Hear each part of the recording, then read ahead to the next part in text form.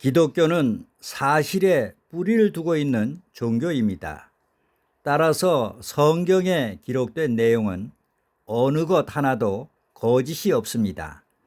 결코 꾸며 만든 상상 속의 이야기가 아니라는 것입니다. 이미 그 모든 사실을 지난 역사가, 현대 과학이, 그리고 발견된 수많은 고고학적 유물과 유적들이 분명하게 그 사실을 증거해 주고 있습니다. 그중 터키 이스탄불 고고학 박물관에 소장되어 있는 실로암 돌 기록은 고고학적으로도 대단히 귀중한 자료 중 하나입니다.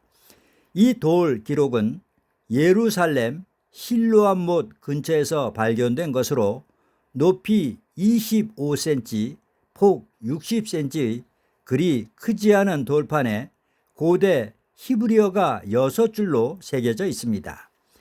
이 돌 기록에는 기원전 700년경인 구약시대 유다 왕국의 14대 왕이었던 히스기야 왕이 예루살렘의 급수 문제를 해결하기 위해 암벽을 파서 예루살렘에 지하 터널 수로를 만들었던 공사 과정이 기록되어 있습니다.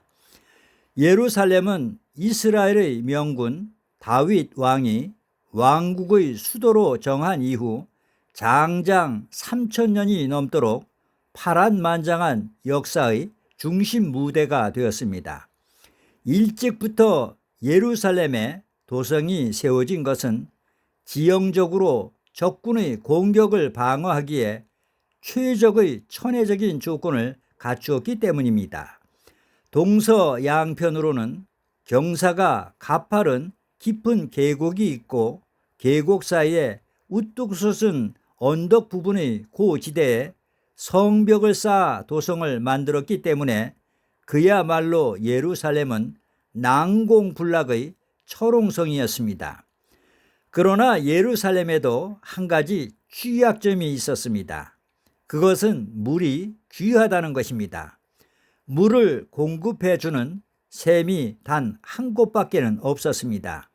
그것이 바로 유일한 수원인 기혼샘입니다. 그런데 문제는 주민들의 생존에 필수적인 기원샘이 예루살렘 동편 골짜기 기드론 계곡의 제일 아래쪽에 있다는 점이었습니다. 성벽을 쌓을 때 계곡 밑의 기원샘까지 포함시킬 수가 없어 그 샘은 성 밖에 있었습니다. 따라서 평상시에는 별다른 문제가 없었지만 전쟁이 일어나 성이 적군에 포위될 경우에는 급수가 큰 문제가 되었던 것입니다. 바로 이 문제를 해결하기 위해 히스기야 왕은 예루살렘의 유일한 물 공급원인 기온샘으로부터 성 안쪽으로 암벽을 파서 500m가 넘는 지하 터널을 만들었던 것입니다. 이 터널이 완공됨으로써 성 밖의 기온샘에서 발원한 물은 지하 터널의 수로를 따라 성 안으로 흘러들어와 큰 못을 이루었습니다. 이 못이 바로 신약 성경에도 등장하는 실로암 못입니다. 당시에 순수한 인력만으로 500m 이상의 암벽을 파서 만든 터널 공사는 엄청난 대공사였을 것입니다.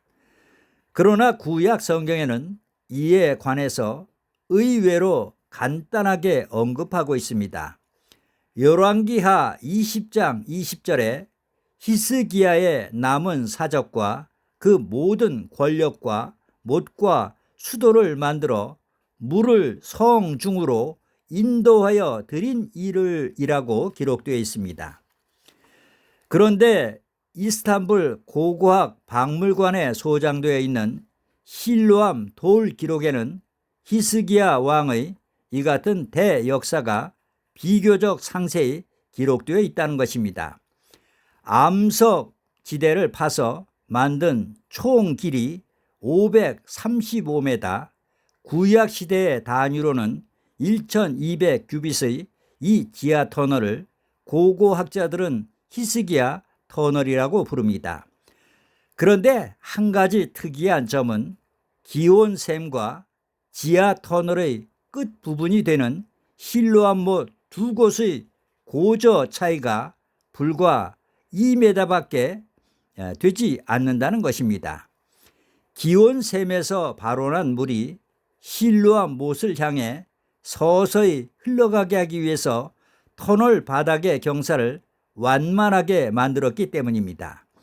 이 외에도 히스기야 터널은 직선이 아닌 S자형의 곡선으로 되어 있다는 것입니다. 암벽을 직선으로 파서 만든 터널도 중간에서 서로 정확히 만난다는 것이 절대 쉬운 일이 아닙니다.